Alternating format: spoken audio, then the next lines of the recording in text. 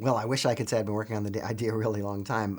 This wasn't one that I generated. This was a script that was previously written, and I was shown it, and I thought, hey, yeah, this looks like a movie I could get behind. My contribution was basically talking them into doing it in 3D. Cool. And that guy is actually. Have you seen Moon?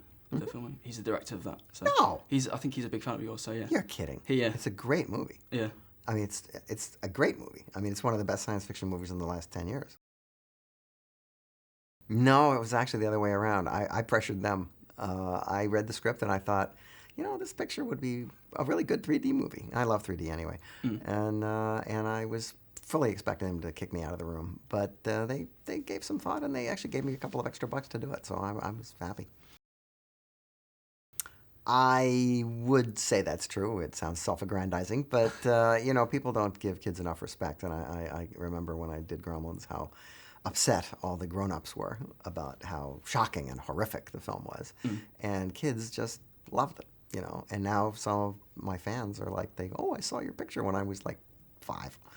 I got so upset as a 6-year-old about Santa and Gremlins that my parents had to tell me Santa wasn't real to stop me being upset. And then he said, knowing he wasn't real before everyone else empowered me as a 6-year-old. So he... Well, tell him I'm sorry. Oh, The Burbs? The Burbs? Yeah.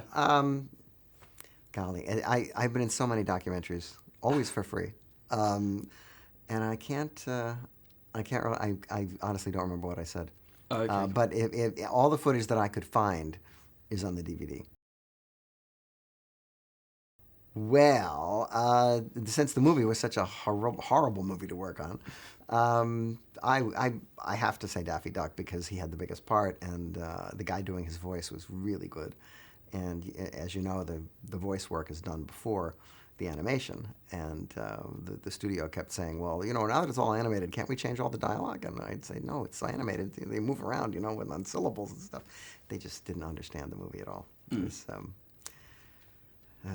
was quite an experience. I think that when we made not Matinee, sorry. I think when we made Interspace, that there was a thought of having a sequel, because I think the way the ending was set up was like, okay, these people will have more adventures. The only problem is they couldn't have the same adventure because that one was over. Dennis Quaid is now big again. You can't do another one where he gets small again. Yeah. So I don't know what they were thinking, but I remember they wanted me to leave it open.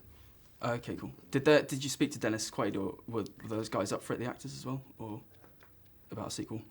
Oh, I'm sure it was in their contract. In those days, they didn't make those kind of movies without a contract saying that if we make a sequel, you're in. Well, Gremlins is the one most likely to be remade because it made the most money. And The Howling, I understand, is being remade. Oh, okay. But from what I understand, a completely different story. I don't know, maybe a multi-million-dollar version of Hollywood Boulevard wouldn't be so bad. Did you see Piranha, by the way? I didn't see it yet, no. But I was asked to be in it. I couldn't do it because I was doing this movie. But I understand that it's twice as gruesome as my picture. Were you going to be Piranha bait? Was that the role you had? No, I was supposed to be, Jim Cameron and I were supposed to be ship captains who were giving instructions to the kids about what not to do. I think that scene isn't in the movie now. Pique. I